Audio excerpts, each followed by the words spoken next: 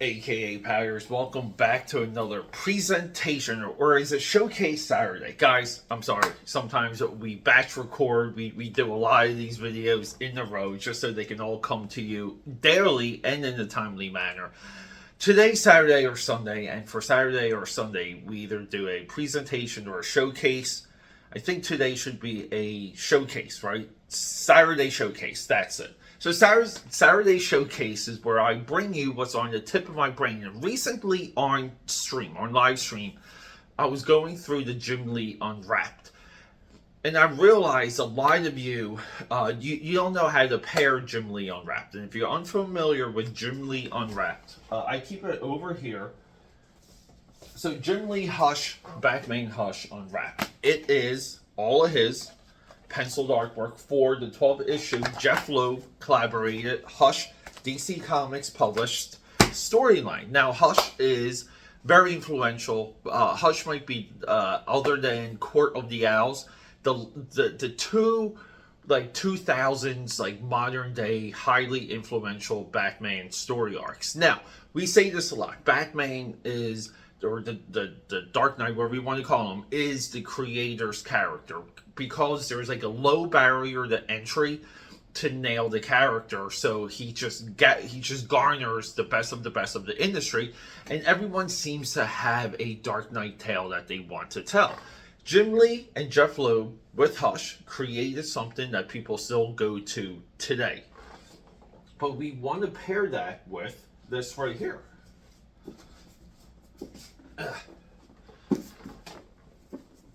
The Batman Noir Jim Lee, which is that penciled artwork, but it's inked. These two books alone are so effing cheap combined. Now, Unwrapped spiked a couple years ago. That became a $100, $200 book between Amazon and eBay. It's come down since because there's been other prints and other editions. The Noir books, which I thought all of these were skyrocketed as soon as they were out of print, stabilized. So everything's affordable that I'm about to show you. And here's the kicker. This is somewhat of a pushback to this artifact edition, this giant oversized, one-to-one printed, giant tabloid size, hardcovers. I don't know what you call them. Maybe archive editions. Because a lot of you guys are in this zone that spending $200, $300, sometimes even $400 to $500 for one of these artifact edition books somehow serves you as an artist. It makes you a better artist. And it really doesn't, because we don't know the production time frame, what the deadline was, and even the material used for a lot of these pages. So those artifact editions can go. They're complete wastes of time. But what isn't is stuff that's right there, that's affordable, that does the same exact thing. And that's what we're going to do today. We're just going to do two quick flip throughs. I just want to showcase what these editions are. I want to highlight that you out there, because I know we get a lot of younger talent, we get a lot of aspiring artists rolling through this channel. I want to kind of change your mind a little bit to what your frame should be when you sit down to draw. These books help uncover that, because it's the discipline. It's the discipline of the blank page and period. And then whatever you need to do to finish the work between that and the deadline, that's up to you. That's what you have to hone in on when it comes to being, like a halfway decent comic book illustrator. The storytelling, that's a different thread. Not everyone, it's like you can have a great illustrator and a bad storyteller. No exaggeration. These Jim Lee books, they're available right now, and you can see enough of the production process to how to finish penciled pages. But we're also living in a digital age. Not everything even needs to be inked anymore. We're living in a different, the optics of the comic book product have shifted with current technology. If you're interested in this style, this is a great project. This is a great transition. These are two books that are great to study. what you take away from it, though, is just knowing and developing your eye to what is developed artwork and what is finished artwork and where the holes are. And yeah, you see some of that in both of these books. They're not, every single page is not perfect, but you're on a deadline. So by design, it's not supposed to be perfect. But we have highlights and we have lowlights. Lowlight, G.I. Joe reference. Guys, let's hit that drawing table.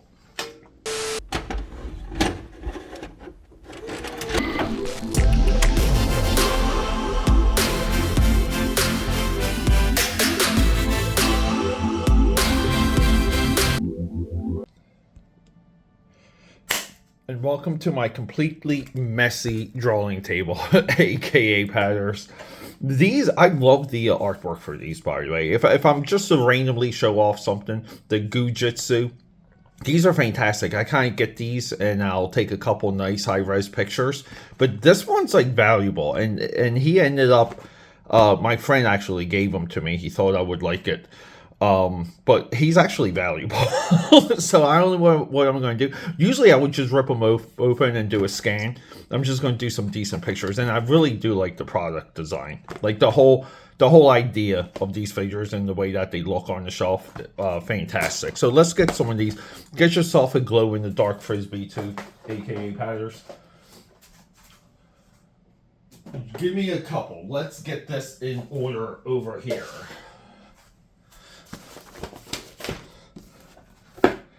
We always have a lot cooking over here. Redrawing pages for UZI SUZI issue 3. If I were to preview, cause again, sometimes the way that we record, it's late at night, early in the morning. The intro over here for our books. The intro for this was last night, and now it's the next morning. But upcoming Legendary Collector's Issue, Clown Shock by North Star. And issue 2 of Snake Eyes Endgame. I ended up with this randomly, and I really want I want to showcase how Rob Liefeld does a one-pose fight scene and how ineffective that is. So we do have a lot coming up. These Unwrapped editions, I believe, I want to say there's a Coppola one. There's maybe even like an Andy Kubert Flashpoint one. There's interesting. Now, Batman's always the focus, just even when it comes to artwork for DC. DC has effectively become a Batman company. It should really be BM Comics or Batman Comics, and then everything else stems from there. But this is fantastic. I think there's a Jim Lee Suicide Squad and also a Jim Lee Justice League. So we get these ideas to how much he's putting in the darks, right? Like the textures that Jim Lee sets up. And the textures is something I always go for. So like, for example, like this is not the best part of the scan, but if we were just to go to that page in here, and again, this is why some of this is valuable, because we can go back and forth. But yeah, see okay, so I didn't know. See, I didn't see the Batman silhouette here, or the ears and the cowl, the shadow. But we see where Jim Lee may have indicated dark to dark, but Scott Williams goes from dark to gray, and does a little bit of dry brush too. This helps you just unravel a bit of that mystery. It doesn't make you a better illustrator, doesn't make you a better storyteller, but it gives you insight into the production, and thus why it's valuable. But I usually flip through this often. And I'm not in the camp of just saying Jim Lee's the greatest of this generation or the greatest of all time. Jim Lee is style-wise, impact. Like, this is great too. See how he cross hatches from the knee towards the light, and then like away from the light. And we, again, some of his perspective. So like these, like one of the things I look for in here, like I always try and look for like what the guidelines are, and then where he's putting his vanishing point. Because Jim Lee draws build. This is where Jim Lee, I know he spent time in Italy. He lived overseas. I believe a chunk of Wildstorm Productions, like the artist-wise, lived in Italy with him. All this is documented on the Wildstorm blogs. But Jim Lee, he developed a true sense of drawing architecture. And he shows it off here. And these are like Jim Lee's like best backgrounds. Like look at the reliefs. Like these are the reliefs right here. Some of that beveling. Again, like the shadows he's indicating. So you would, again, like let's just see what Scott Williams does with this. Like how well does Scott Williams show off? And he doesn't actually. Wow. So Scott Williams takes the high ground. Look at the darker shadows that Jim Lee indicates here. See? We can see right underneath that lip of the building. Right? Look, we see right here with the windows, with the windowsills. He's indicating shadow. And let's get right back to that. But Scott Williams, he goes straight. He actually, what he does is he adds less depth to the background to give a little bit more focal on Catwoman here. And that, you know, like, and sometimes some of this stuff is deadline driven. Some of it is, we need to get this done, get it out of the door driven. I get it. And some of it's like the level of communication. See, like, let's get to this Huntress page.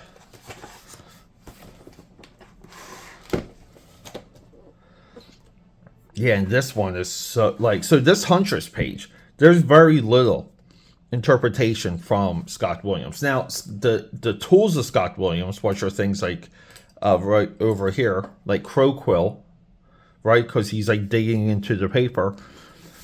You can kind of see like some of it, right? Like, look, thin line, bump, thin line, bump, bump, bump, smooth, right? We see it. We see less texture in some of the cross hatching. We see a little bit less texture in the blacks. But look, that fire escape is so nice. So some of it too. Some of these pages, in order to get out the door, Scott Williams would have to bring more of himself into the room or onto the page, and sometimes less. Look, the Jim Lee ink washes. This was, to put a little bit of Hush in context, Jim Lee, with the failure of Divine Right, he didn't really return to Wildcats after issue 12, 13. Well, actually issue 13. Jim Lee was really on the hook of not being monthly and not being productive. That's what everyone thought and said about him. So, you know, the whole deal with Wildstorm happens, a couple years go by. Wildstorm, you know, we can argue, becomes a commendable publisher, commendable imprint for DC. You would assume these are the items that Jim Lee's working on, right, as publisher. But he's also working into the executive ranks of DC Comics, and to almost as like a new mission statement for this era of DC, he comes out of the woodwork and does 12 monthly issues of Batman, and then later does 12 monthly issues of Superman. And no one talks about that one at all. With Brian Azzarello as writer. Like, no one talks about his follow-up to Hush.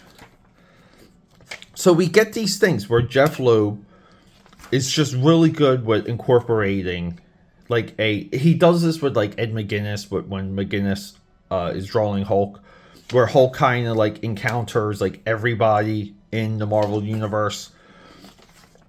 He does that here for Jim Lee. He does that for Tim Sale. But see, like, we get these again. Jim Lee's architecture in here is some of the absolute best. You know, like, not just of Jim Lee, but some of the absolute best. See, even here, too, like, say, we can tell immediately we're backstage. So, and it says back. So this Unwrapped edition, all of these Unwrapped editions, look, we have this another flashback, but these real loose ink washes. These are worth your attention. They're worth your time. They are worth your money. If there is such an AKA pad effect, let it be here. And it's just very valuable to go back and forth. And I would say you spend $50, $60, $70. You go back and forth. And if you're like a publisher, you can just focus on this. But, you know, you can focus on developing a good eye for this. Because this is good enough to get published today. People would buy it, right? So the point I'm getting at is, if you cannot afford a colorist and you need to develop your eye to where your talent as a publisher needs to be, you get these 2 books. And how do you know? How do you know you develop an eye? Well, look, it's very simple. Like, let's see if we can find this page here. And it doesn't quite matter, but I want to try and make this point. Actually, you know what? I really like this backsuit one. Like right here. So, as a publisher, you should be able to see these pencils and you know the mechanics of how the artist works. You know what their capabilities are. You know what they focus on. For a publisher, you should realize they're not afraid to render hair. They're not afraid to render hands. They're not afraid to render feet. They're not afraid to render equipment and texture, like the texture for his suit here. This helps you develop a good eye for what an artist does. And then later, you should develop an eye for what this might look like finished. And then you need to get the talent for that. Meaning, we really have to sell the texture. We really have to sell the distance of the moon. We have to sell the hair. Wow, we have a lot of black on black here. Okay, what's the solution for that? Let's see if we can find it. We're not having a lot of luck finding some of these comparisons here late in the flip through. We will find it. Wow, some of this is just like, just recording this just makes me want to sit down and just start studying this.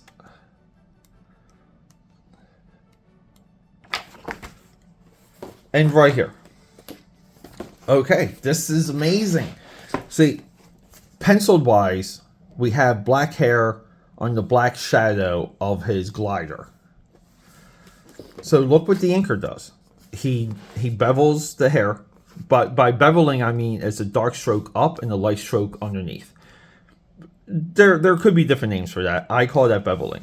Look at the texture that Scott Williams puts in to show, you know, nice dry brush here, just to show this is maybe a different material. So they solve the black on black problem. They take away some of the shadow on the face, where there's like sometimes a lot of extra work, a lot of noodling. The moon looks like it's in the distance, nice thin line. The details for the jet. So for like sample work and even like published work, these are the details you want to look at. You have to look at the small and the big at the same time. You really have to, and I just don't believe there's a lot of individuals out there publishing comics or even drawing comics that have a good eye. I think a little bit of the eye is fading away in the digital age. So everyone, if there is an AKA pad effect, Jim Lee, Jeff Loeb, Hush, Jim Lee, Jeff Loeb, Batman, Noir, and get yourself the other editions. Now, you won't be able to make quite the comparison because there's some Unwraps that are not in Noir and vice versa. I think this is the only one you could get a pairing of pencils and inks, but this is a class. It really is. So if there is an AKA pad effect, let this be it.